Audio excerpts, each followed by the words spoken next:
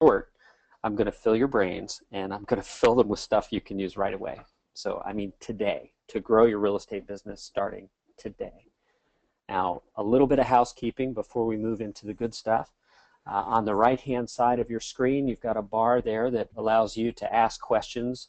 You can ask them to Matt during the presentation today, and he'll go ahead and reply to you in real time in chat.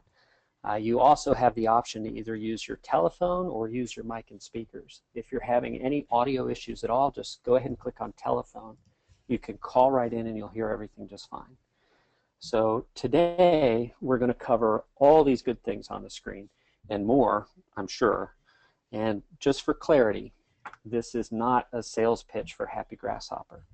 So I'm not going to talk very much about what we do at all. So if you do want to learn more about our service and how we're solving the keep in touch problem for thousands of agents, just send me an email. My email address is dan@happygrasshopper.com. That's very simple.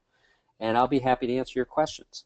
Hey Dan, I'm glad you brought that up. Let me jump on that for just a second.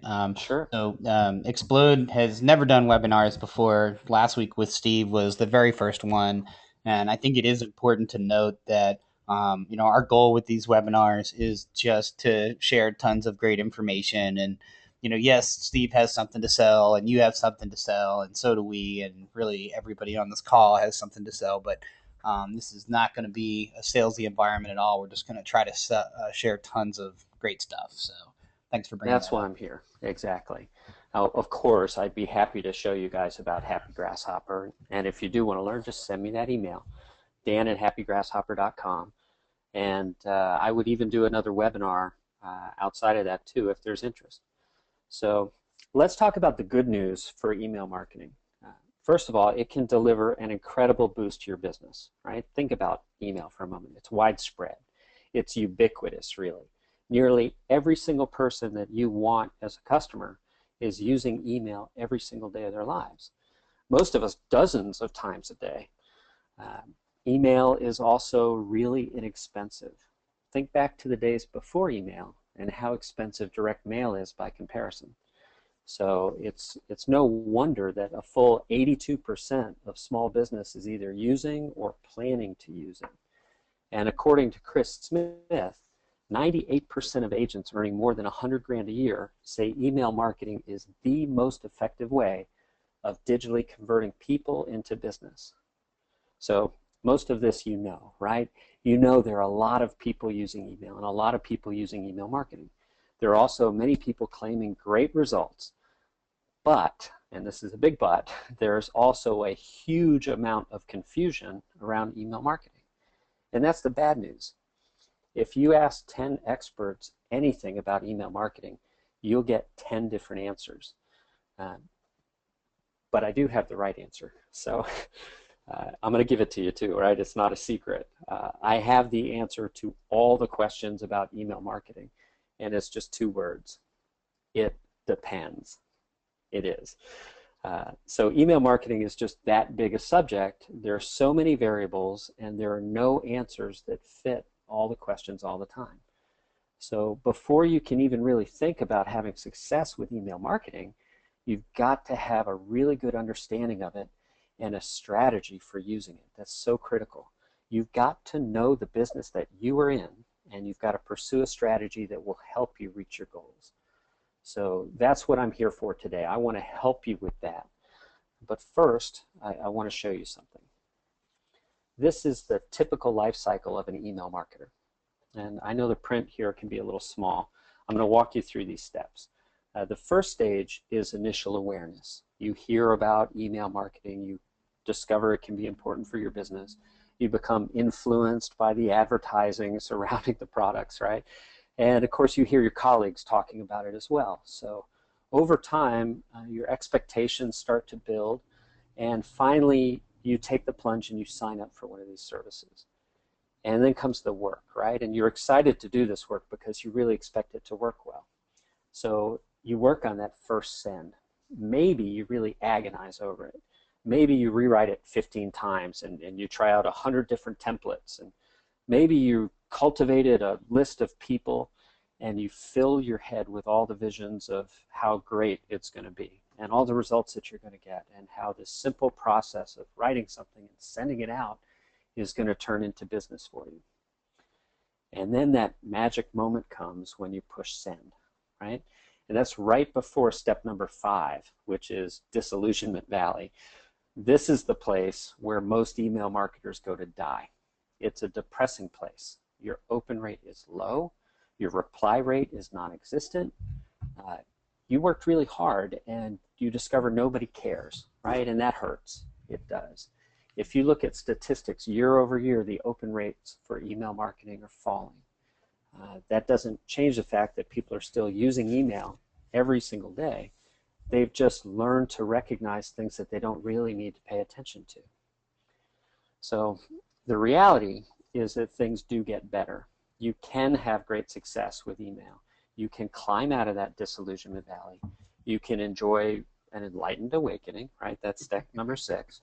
And finally, you move on to the sweet spot of step number 7, which is the productivity zone. That's where you've got a heaven system of productivity. You've got a system, you know what to do, you can depend on it, and it works. That's where I'd like everyone to get as quickly as possible. So my hope for this class is to help you get there. And to do that, you're going to need a strategy. So think about most email marketing classes. Most of them are about tactics. And as I've already said, there's really no one right answer to a tactical question about email marketing. The answer is, it depends. So having a strategy is how you really know what you should do. So let's dive into strategy. A strategy is really nothing but a systematic plan of action. It takes into account your strengths, your weaknesses, the terrain you're working within, and of course your willpower as well. So as we work through these steps, I want you each to take notes. I want you to figure out answers that are right for you, and I'll fill in the blanks here. So keep in mind that a strategy's purpose, the reason you have that, is to help you get from point A to point B. Before you can figure that out, you've got to decide where point B is. What specifically do you want to accomplish by engaging in email? And I know that the answer is, well, I want more business. But that's not really specific enough. You need to recognize, and you'll have this by the time we work through this section, you'll know exactly what is realistic for you to do and the sorts of results that you can get from it. So understanding your strengths and weaknesses is really the best place to start. And I want you to get involved here. I want you to call out your thoughts in the chat box. Get involved, right? You never know. Matt might give you a prize or something, or maybe I will. But I want to go ahead and kick it off here. So this discussion should be about everything that can help you and everything that can get in your way regarding email marketing. So for example, maybe you happen to be a great writer. Maybe you've got a great database. You have thousands of friends in your database and on social media. Maybe you're really well known, right? These are all things that can help you. But even if you're not, you should know that the tools of email marketing, the tools themselves, have really never been better than they are today.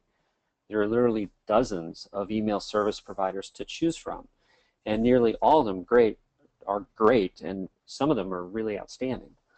So that's an asset for sure, is just that the tools you've got to do this with are so well developed. So what else can be considered an asset? Maybe you've got unique knowledge of your market, right? That would be a compelling asset. Maybe you've got a compelling life story, right? Perhaps something you've done in the past is interesting to people, and you can use that to build rapport with them. Or maybe you're a hyper-disciplined person, right? You've got that willpower that will keep you churning out great content and sending it on a disciplined, regular basis over time. And of course, let's not forget to talk about limitations too. Maybe you're just starting out and real estate might be a part-time gig for you. Maybe you're working full-time somewhere else.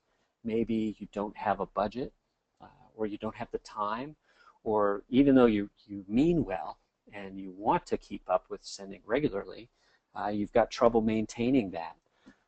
Maybe life gets in your way, right? So What else, Matt? What sort of things do we have in chat there? Anything to add? Sorry, Ben, I was muted out and just blasting away on some of the chat. A lot of questions around how to send, how do I send something to everyone in my market, and those kinds of questions, which I'm sure you're going to address in some of your comments. But Well, we'll definitely talk about that. Do we have any comments in there about, strengths or weaknesses? People have some ideas about what sets them apart in the market, their unique stories. no, we got a bunch of chickens here that are currently eating lunch, I think. Okay. All right. Well, we'll move on then. We'll move on. Next thing I want to cover is terrain, right? And maybe you're thinking, what do I mean about terrain? Well, if email marketing were a military campaign, you'd want to know where the battle's going to be fought, right? You'd consider what you've got to face when you get there. Of course, email is not a military campaign. You don't have to worry about whether there are beaches or swamps or deserts or mountains, but you do need to know the landscape of a very important place called the inbox. So like Steve talked about last week, people get a ton of email every day, and they have to decide what they're going to read. So, what else are the people in your database getting, right? What are they deciding to read? How much of the content that you're sending looks just like what they're getting from someone else?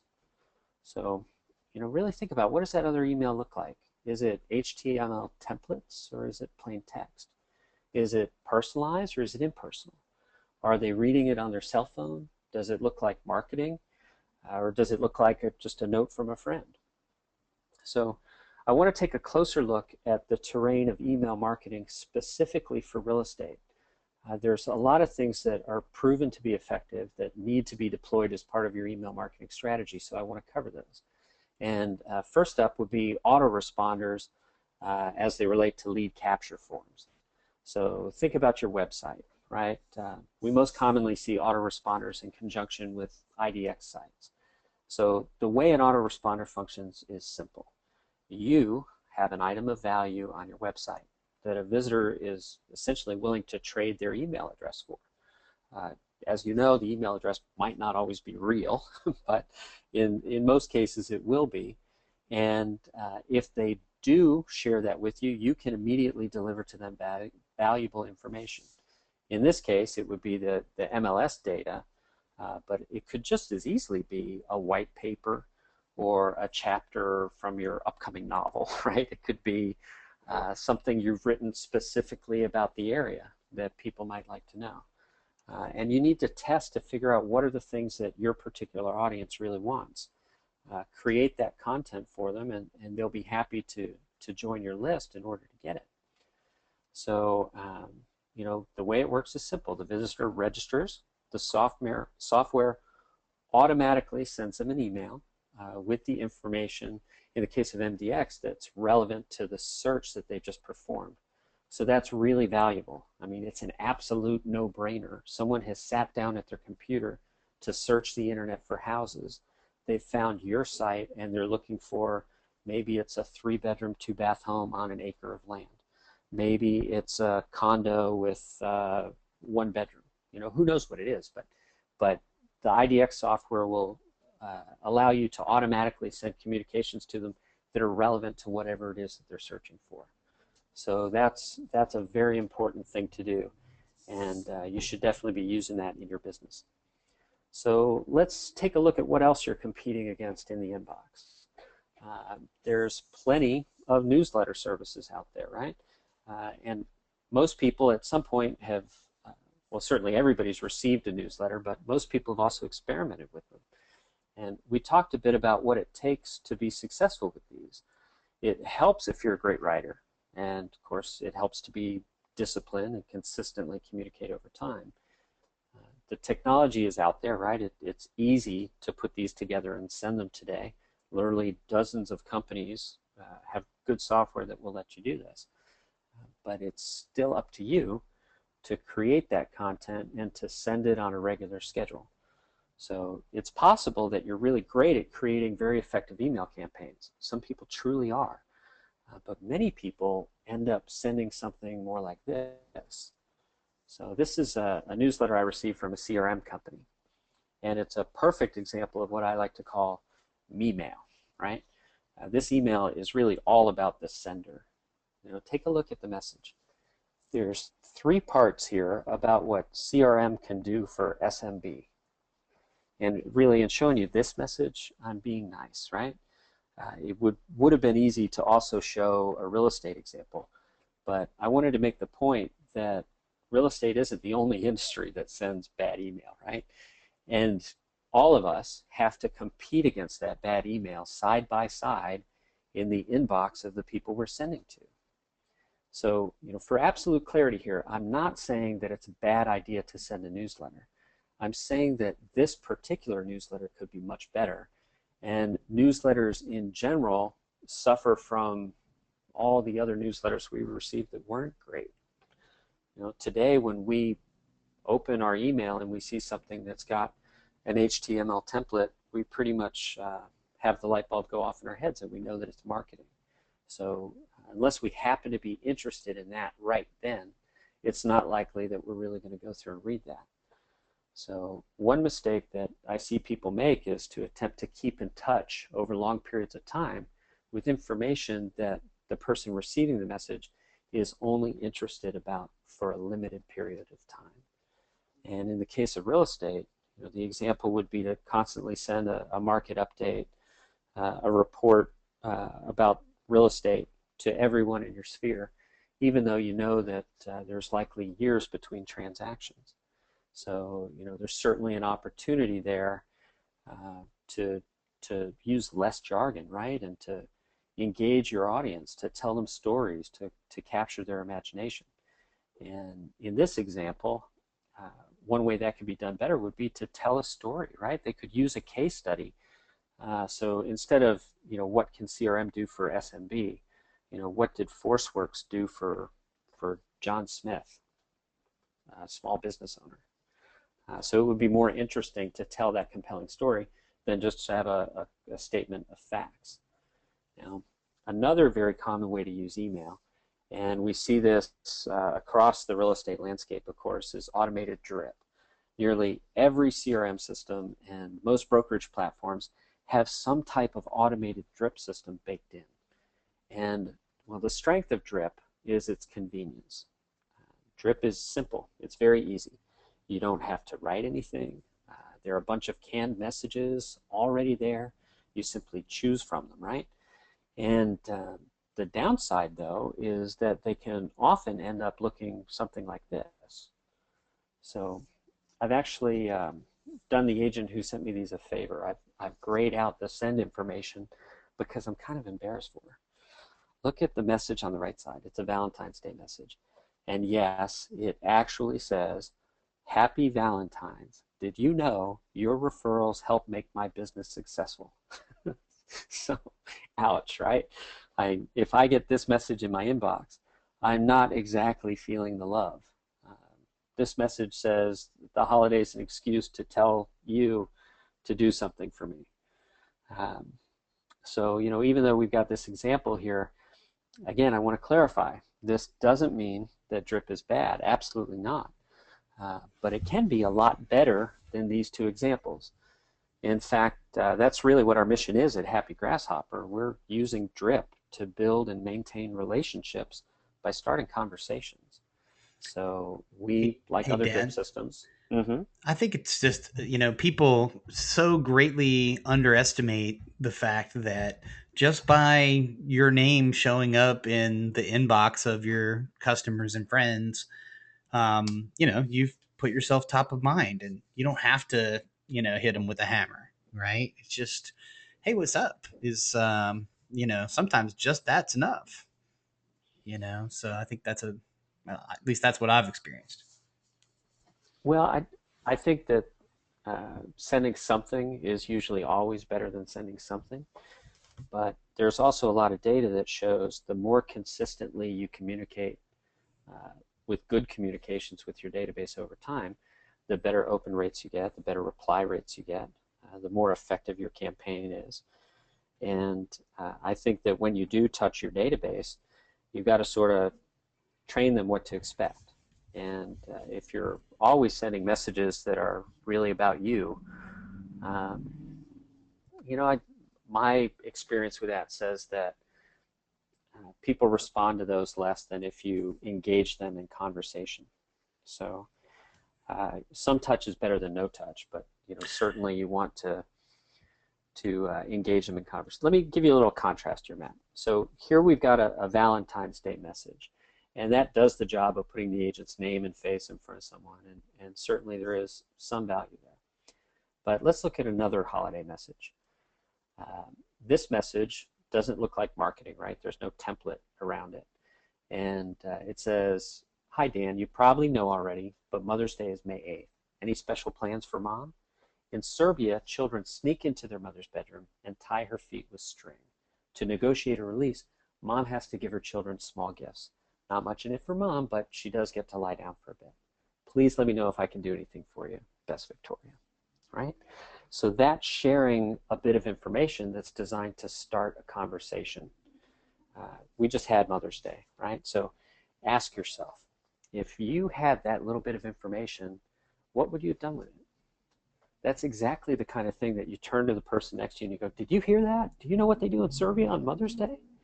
And so this has added value because the recipient of this message is going to go tell that story to other people. And when they do, of course, they're going to remember the person who shared the story with them in the first place. So those are the kind of things that we work on at Happy Grasshopper. And that's certainly a way to improve the effectiveness you've got in a Keep in Touch campaign, is to engage people in conversation. So sure. Well, I guess the point that I wanted to add there was this, that, the starting point is, Happy Valentine's Day without the, me in it would have been, a great start. This is, I'm sure, more effective and going to get a better return. But, if nothing else, stop the me and just say Happy Valentine's Day. Right? Yeah, there you go. That's There you go. So let's see. We've covered autoresponders. Use those, definitely. We've covered newsletters. Use those, absolutely. And especially if you can do it well and do it consistently. And we've talked about drip, which is also a must-use. So think about it, right? Because every salesperson has the same problem. Even though we're always ready to sell, people buy on their own timetables. They just do. So drip is a great way to remain visible with them and to stay top of mind until they're ready to buy. And it's also a great way to generate referrals. But there's still one very important part of the strategy that we haven't covered yet, and that's willpower. So you just can't underestimate this. Take a moment and look at your life, right? What will you really do? Not what you say you'll do, but what you'll actually do. These are often not the same thing for most of us. We tell ourselves we'll lose weight, right? We say we'll eat better or we'll stop smoking or whatever. And keeping up with your email marketing can be just as hard. So don't fall into that valley of disillusionment. Don't have these grand expectations for yourself that aren't realistic for your life. Decide now whether you're going to really commit to creating that great content and consistently sending it over time. Because if you're not going to do that, you're just going to waste a bunch of time in the meantime. And it would be better for you to focus on something else. So all studies show that marketers who communicate consistently over time get more engagement, better open rates, and ultimately more business from their email marketing. And I'm just kind of looking at this photo. It kind of looks like she's using the force there. So I don't know what she's doing, communicating telepathically or something. But what I hope this picture would communicate is that our lives are busy. We have a bunch of things going on all around us all the time. So remember that typical life cycle of the email marketer. It's easy to fall into disillusionment valley, and it's a crappy, guilt-ridden place to be. Don't go there. So just be honest with yourself and choose a path that's going to work for you. So I've covered a lot already, and I'm going to shift gears a little bit. Almost every day I get several questions about email marketing, specifically about spamming and the Can-Spam Act. People want to know what constitutes spam. Tell me about spam filters and green eggs and spam, and it just goes on and on. So let's jump in a time machine here for a minute and go back to the 90s. People loved email in the 90s. Do you remember? I mean, you remember, right, Matt? It was fun to check your email, to see messages that were coming in. It was like a novel thing that we were all excited about.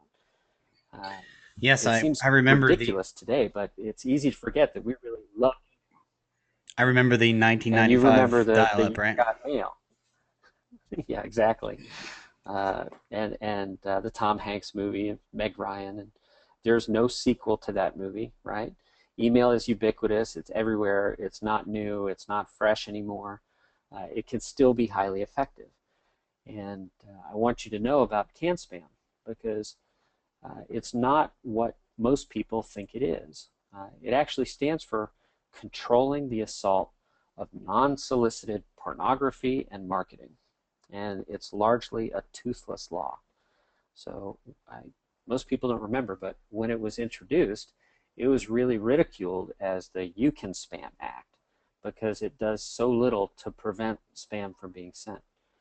Um, so, why are we all so concerned about spam? Why is it such a big deal? If there's not a massive legal penalty for sending it, why isn't everyone spamming? And the answer is that the market has created a way to regulate spamming that has a lot more teeth in it than the Can-Spam Act does.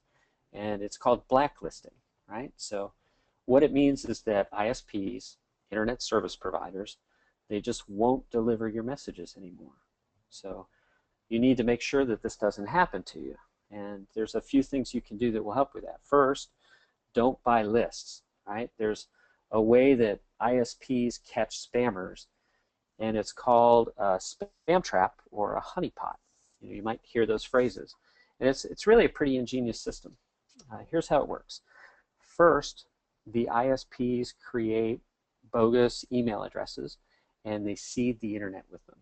So they put these addresses in places where they'll be scraped by bots. And let me break that down. If you were in the business of selling email lists, you would use a bot program to travel around the internet finding or scraping email addresses off websites. So they put all these addresses out there on the web, but they do it in a way that they're really not visible to us. They're visible to the bots. So here's how this progresses. If you buy a list and load it into your email marketing software and press send, you may have bought some of those addresses, and you just won't know it, right?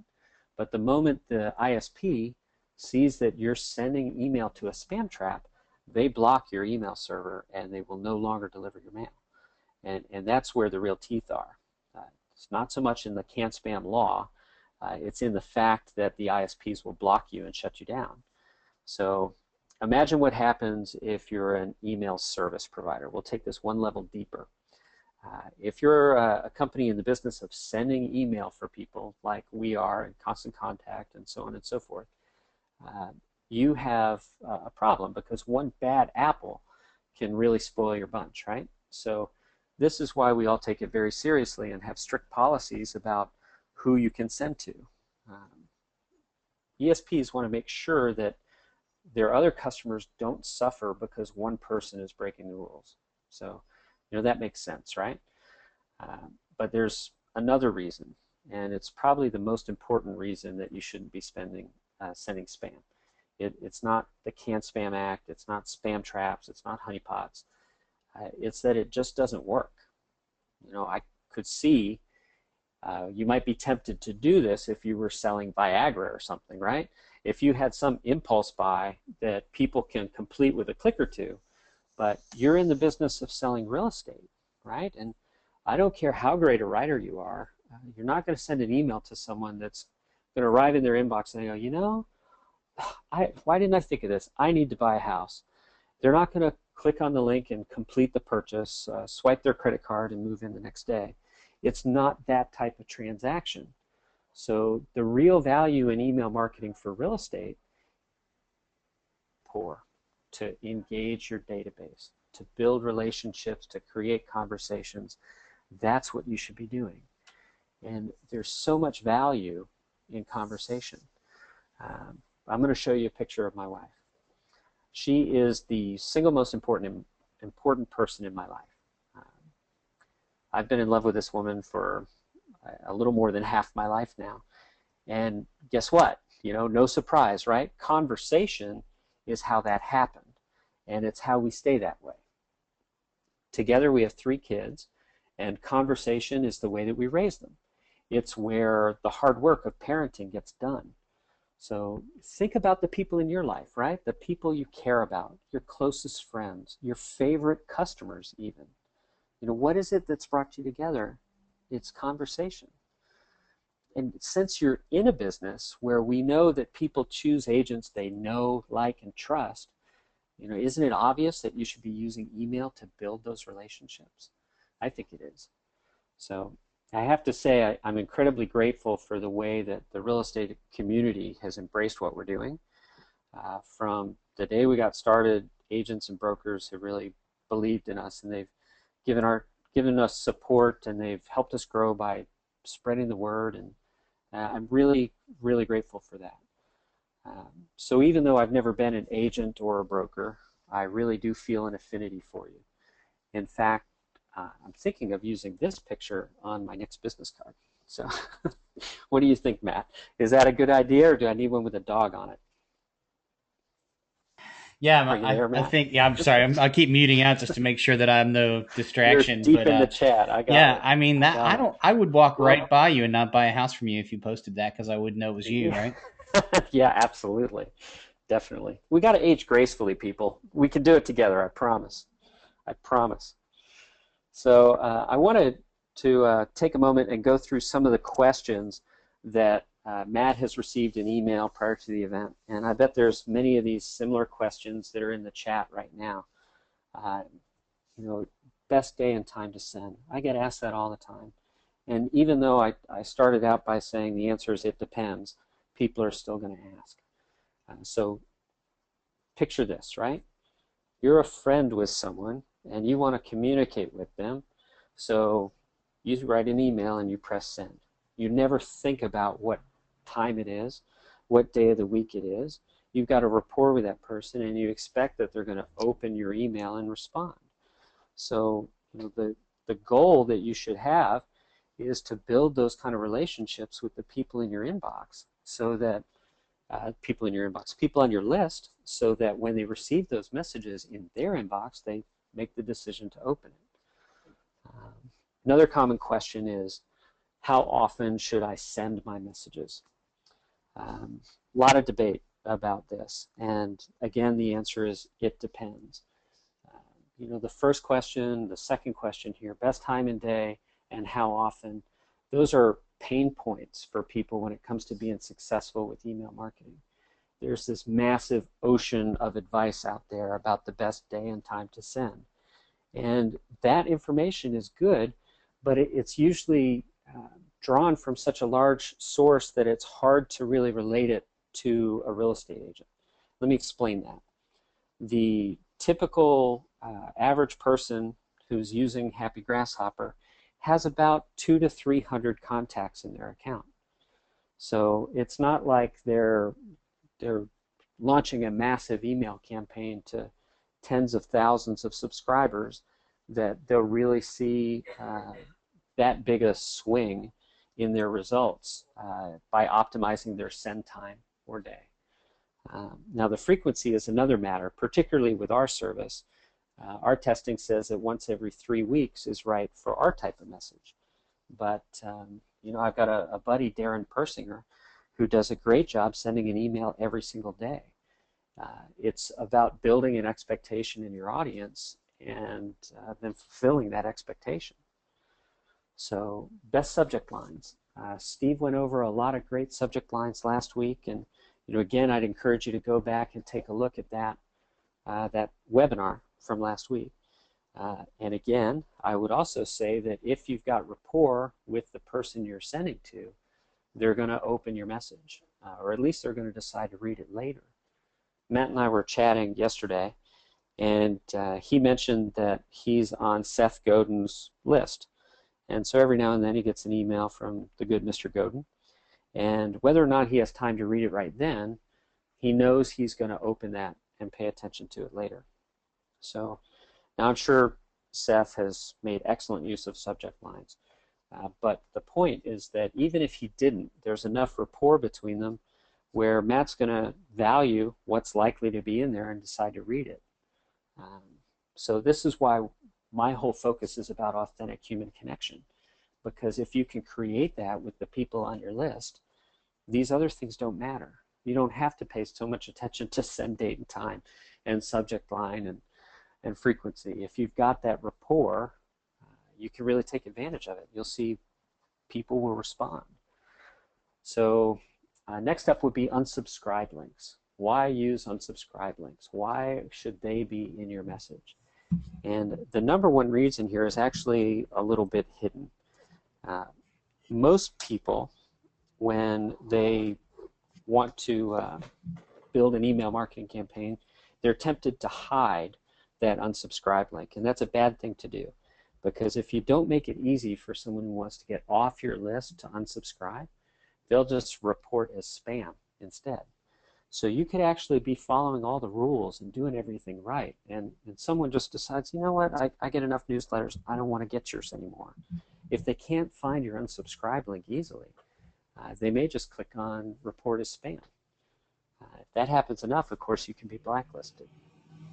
So another good question is, what words should I avoid? Now, it's true that the ISPs, the internet service providers who manage all the delivery of email to the people on your list, they are using software to scan for spammy words and phrases and to filter those things out to unclutter their networks and to unclutter our inboxes. So there are some words that you want to stay away from, and they change from time to time. So again, vast sea of information here. Anything that's related to sex or pornography is generally bad to have in your subject line. Using the word free is also a no-no. That tends to get people bounced into that spam box. And of course, you can easily Google these things and find a list from a very recent source about all the words that shouldn't be used today. That's one thing that I notice in my travels talking about email, is that so many people really believe what was true 3 or 4 or 5 or 10 years ago about email marketing. And it's a landscape that's constantly changing, so it really is important to stay current and on top of the ways to use it. So that, going all the way back to the beginning, the place to start is to really build that strategy and to use that strategy to decide what is going to work for you in email marketing, where you should invest your time. So Matt, what other common questions do we have? What do we have in your chat box, in your email? So, the questions that I am hearing a lot, I think maybe we should spend a little more time on some of these things that you've just covered in terms of the unsubscribe link and subject lines. And, with regard to subject lines and content generally, everybody, sort of, I think, wants the silver bullet of, what's the killer subject line, or what's, amazing content that's going to make everybody stop in their tracks, and what I find to be true is that if you just turn it around and sort of focus on your recipient, right? If assuming you're going to write your own content and your own subject line, versus a service like Happy Grasshopper or whatever, but if you're writing your own stuff for this particular message in question, just turn it around and what's that recipient want? It's not, as you were saying earlier with the Happy Valentine's email, it's not me. It's not the result that you need. It's, what's great information for my audience, right? Well, that's a very difficult thing to know. Lots of people struggle with what's the right content to send. And it's a challenge, particularly because most of us will have relationships with people at all different stages of their lives and different stages of a transaction. So what you might create that's really of value for a first-time home buyer is probably not going to be as valuable for someone buying a vacation home. So segmenting your list can be important, and delivering content that makes sense to their particular stage in their life cycle. Yeah, but That but makes a lot on of the sense. assumption that, if I'm an individual realtor or team, say, and we've got a defined focus, a market, a geography, a beach town, or neighborhood, or whatever it is, Mm-hmm. good information about that neighborhood doesn't necessarily have to be real estate data, but it might be. I'll never forget, the number one post on my blog when I was a practicing realtor, were well, number one and number two were, where's all the places to go see fireworks on the 4th of July that are in, such and such a town, and who has the best Christmas lights. Those kinds of things that are just common interest to anyone who's either living in this community, and also people that might be moving in as well. But nothing in there about what I need, just cool, helpful stuff. Sure. Well, and that makes a lot of sense. I always like to clarify this because I think it's easy for people to say or to hear in my advocacy for what I believe in that you shouldn't be doing anything else, and that is just absolutely not true. I think it's very important for you to be talking about real estate at certain times. Um, and I want to get back to something you mentioned, Matt. You talked about a silver bullet subject line or a silver bullet time to send. Um, I understand the desire for that. Think of it, think of it from the perspective of if everyone is doing it, it almost immediately becomes ineffective, right? You've got to think differently about some things. And if you've got a good, solid core strategy and you're committed to finding ways to make email work, that means you're trying different things, you're testing and you're measuring. And the ultimate goal, the ultimate silver bullet, is to arrive at a place where you've built the rapport with the people in your database to where you don't have to rely on that silver bullet subject line. You want to be remembered and valued. Like, for example, you mentioned Seth Godin in our chat the other day. Well, and Seth has consistent send times. In fact, I don't know about everybody, but I noticed when he sends some other message or something that goes outside of his normal send time, I notice it. I go, hey, Mm-hmm. what's that's usually some other thing that he's manually sending, right?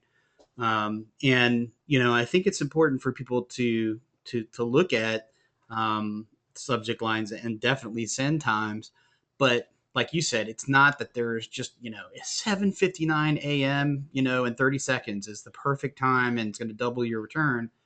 But it is, let's be thoughtful about what people are doing, right? I mean, we had some slides last week about, Steve did, about, well, what are people doing at certain times of the day? Well, 7 Mm-hmm. o'clock, a lot of people are driving to work, and probably not looking at their email. They might be on their phone, but they're probably focusing on the road.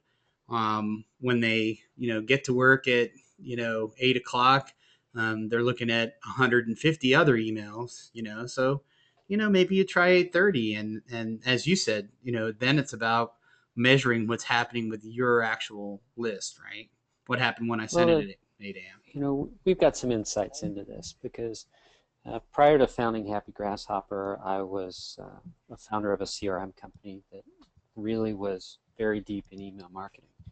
And so we had an enormous amount of data, similar to what Steve posted about when most emails will be opened and read. And we used that data in determining our send schedules for Happy Grasshopper. And as we send, which at this point we've sent millions and millions of messages for people, we've got a lot of data about the most effective times to send. And for those reasons, we send Monday through Friday. We generally send either at about 11 a.m. or about 2 p.m. in the afternoon, and we rotate these times. So, um, for example, if you're an agent and you've got 250 people in your list, we can't assume that all 250 of those people find Tuesday at 11 a.m. to be the best time to read your message, right? There will be people on your list who will not see the message then, and it would be better for them to receive it at another time. So the 3-week send cycle stays the same, but the time and the day that we actually send that email varies slightly. So I would certainly encourage people to try these things, test it, discover it for yourself. It can't hurt to give it a try. And when you do, you'll see that you can really be surprised about what will work and what will be effective. So, what about varying lengths of subject line and things like that? Do you have any insight on what you think the best story is there? Well, there are some things I like to call gotcha subject lines, which is kind of a trick, right? You create something so interesting in the subject line that people click on it, and then if they're not just totally wowed by what you've created, it's kind of like fool me once, shame on me, or you know what I'm saying. It's that situation exactly. So I like to focus on creating subject lines that are relevant to the message itself, because I want to build trust with my audience. When they see a subject line, I want them to open that email and find something that matches that. So it should definitely connect, right? Other than that, I would say, stay away from the spammy words and phrases. Don't use free. Um, Sometimes special can even be tagged, like as in special report. So, just good things to be careful with. Okay. Well, Dan, I think we're getting to the point of just opening up to a little Q&A as we get towards the end of the hour here. Guys, if you have specific questions for Dan or I, please go ahead and put them in the chat. I've been answering a lot of them along the way, and without mentioning it, we've actually covered a good many of the ones that have come up. But Dan, have you got, kind of some closing thoughts you want to start on? Well, I want to just kind of, yeah, actually, thank you, Matt. I would like to summarize by saying that most email marketing classes are all based in tactics, and I wanted to provide something different today. I really want to give you a look at strategy. There's so much success in real estate. It just shouldn't be a mystery, right? You need to look around at your peers, see what they're doing that works, and there's plenty of data out there to show you, and you need to follow their examples. So you should be using autoresponders in conjunction with IDX. Absolutely important. You should be doing some type of newsletter to communicate valuable information to people periodically. Maybe that's monthly, or maybe it's super high quality and it's quarterly, right? And in between, you should use some type of drip mechanism that helps you build rapport and maintain relationships without always talking about real estate. Because as you know, all the people in your database are not always ready to buy. You want them to think of you fondly so that when they hear people talking about buying or selling, it springs to mind for them to refer you. And we've certainly found that even though our messages never talk about real estate, never talk about the market, never talk about the agent themselves, nevertheless, they're very successful at helping agents find business. So. Yeah, Dan, I think you touched on something there that we should elaborate on a little bit, and that is that it's an amazing time right now. The business is getting really strong. In fact, it's white hot in some places. And after a number of years of really challenging market, I think people need to splash some water on their face and realize that there's a massive opportunity right now to capture new customers and new relationships, and this kind of marketing communication can absolutely explode your business, to forgive the pun please. But when markets are slower, it's easier to kind of fall into a rut of, well, I'm not that concerned about expanding my list, and not really sure what I have to say, and Man, right now there's lots to say. There's lots to communicate to that audience, and there's a huge opportunity to 5x and 10x your list. And there have been a lot of questions about how to grow list, and I think we're gonna expand on that on our blog and such. But just to talk about that a little bit, if the content that you're putting out is amazing, and you just talked about quarterly and annual reports and things like that. So if you're sharing great information about your market, and it's good enough that the people you already have on your list are sharing it with other people, and you're making it really easy for new people to join your list, with opt-in forms on your website and in your email signature and things like that. This kind of market is where you can really start to grow your list. You got any comments specifically about I do. opt-ins? Yeah, a couple of things about list growth. We talked about lead capture and autoresponders. That's the primary ideal way for you to be growing your list. You should not buy a list of people. You should earn that list of people. It should consist of your current customers, your past customers, your sphere of influence, and then you add people by, perhaps you're blogging and you've got a sign up for my newsletter, a lead capture mechanism on your blog. It's a great way to do it. You've got the IDX lead capture mechanism on your website, another great thing to do. And that's how you build your list. And you'll see that as your reputation builds, as people recognize that you're creating interesting things that they like to read, they are happy to stay on your list. So I'm not an advocate of purchasing lists. I think I've made that very clear. I just don't think it's effective to reach out coldly to people who don't know you for a real estate agent. I would much prefer, since we know that agents are chosen based on how they're liked, right? They're known, liked, and trust. That's it. So start there. Start with people who already know, like, and trust you, and communicate with them in a way that they'll be happy to share you with the people they know. Dan, yeah. So I mean, So Matt, that do we falls have right in. any more questions you'd like to go over? Well, I want to stay on that for just a minute. I mean, I think your comments fall right in Mm-hmm. with where I'm at in terms of having one at a time opt-ins, to your list, but being really intentional about making it easy for people to join your list.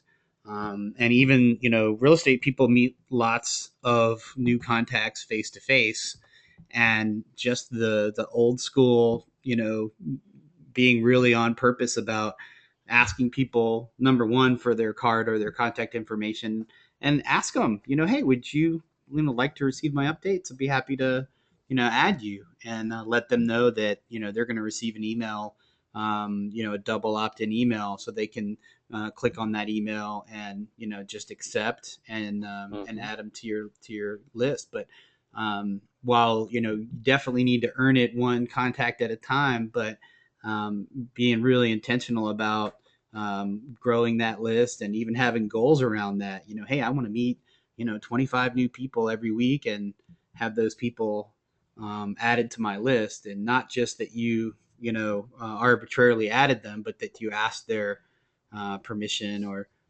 specifically said, hey, I'd like to share information with you from time to time. Is that okay? That kind of thing. So I think that's a big deal. Some questions here about video email. Do you want to comment there?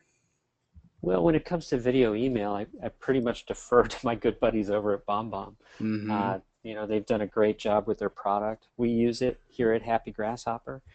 It makes sense. I know video can be scary for people. Uh, you know, it takes guts to record a video and send it out to people. Uh, I've seen lots of great classes taught about using video, and the message I hear over and over from my friends like Amy Harris, she says just get out there and try. You've got to set your ego aside. You'll get better with practice. Just start and keep doing it. So yeah, I certainly believe in video and email, and in video for other purposes as well. It's part of what it is to be a professional marketer in 2013. Yeah, and really the same things that we've been talking about, in terms of content. apply maybe even more so with a video, right? If you're, yes, absolutely do it. Yes, the content's more dynamic, but what are you sharing? How useful is the information? I got a video email after our last webinar from a new friend named Mark, who may be on the call today, who has they have a new video email product that's not unlike our friends at BombBomb. But he recorded a message that was a couple minutes long, explaining who he was and why he wanted to talk to me. He sent it to me. The subject line was about me. I don't remember what it was, but it was something that was not salesy. It was just hey Matt, love to talk to you or whatever. And it was a great way to get it across. But I immediately knew who he was and what he was getting at, and had some sense of his personality. And so while that stuff is really it's super important for video, but also what if you just took the same kind of logic and applied it to a text email that you're writing? Well, it makes sense to me. I think generally, because the bulk of email that people get, from a keep in touch perspective, shorter is better. Um, and if you want to engage, again, the goal is conversation. You want the reaction from your database.